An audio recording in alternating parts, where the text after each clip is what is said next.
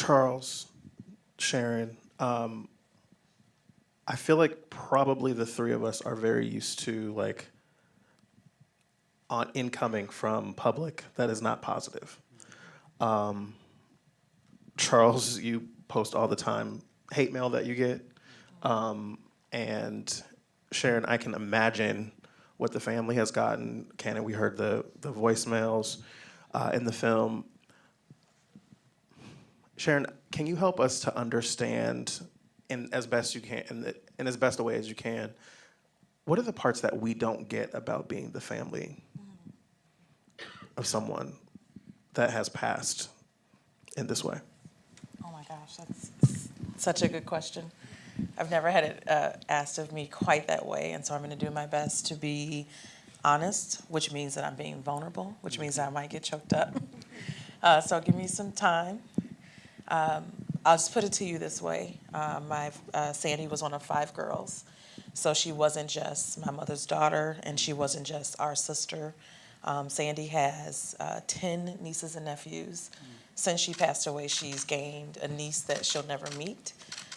She's missed major holidays and birthdays and milestone moments. And so I think that if I think about crucial things that people don't get not being the family, and something that I hope that each one of you will take away from this, because I hate to say this, but I know that there will be another tragedy. I know that there will. It's just a matter of time. And so I want the general public to remember to give families grace and mercy, because there's only so much that families can do. It's been such a pleasure to watch each one of my sisters go through their own personal growth journey throughout this ordeal. My sister Shantae, who's another major subject in the film, she's Wave here. Shantae. And I love her so much. We travel together and we support each other.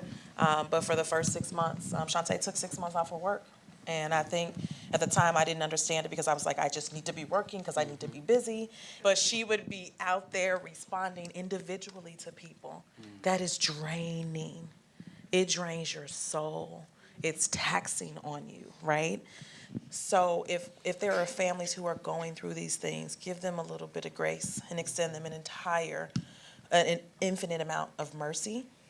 Because if anybody's in here has ever lost a loved one and you've lost them to a finite circumstance, when you bury them, you know what happened to them. We don't know that, and so we deal with that every day. If it's not every day, it's every week, every month, every year when her birthday comes around, right? And I think what people don't understand as well is that grief goes in ebbs and flows. And so we could look at this today and say, this was 3 years ago. You're not over that? And I've had people say that to me. Well-intentioned. When they say, you just gotta move. It's like, hey, you have a seat. I need you to sit all the way down.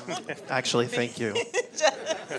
Right, because it goes in ebbs and flows. And so people have to understand, too, that whenever there is a major crisis that happens that is eerily similar to this, the reason that I don't know all the names is because I engage in self-care.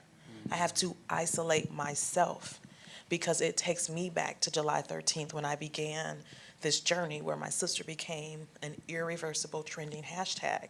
And so I take myself to the crevices of what I know that those families are going to go through. And I instinctually want to reach out. But I say to myself, Sharon, you have to give them their space and their time, because that happened to you 3 years ago, but this is day 1 for them.